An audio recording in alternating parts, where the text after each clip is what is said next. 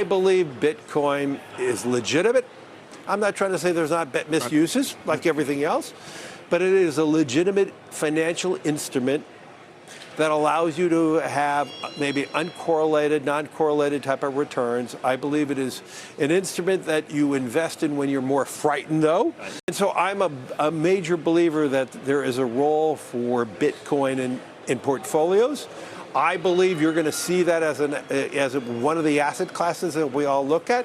I look at it as digital gold, as I said before, and I do believe there's a real need for everyone to look at it as one alternative to, I would say, the optimism that I have in the world.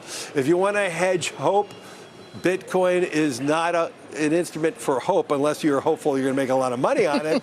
But I look at it as a vehicle in which you're expressing your financial acumen in something that you're more frightened of the world, you're more frightened of your existence. And I believe there's a great industrial use for it. And I think a lot of people are missing that.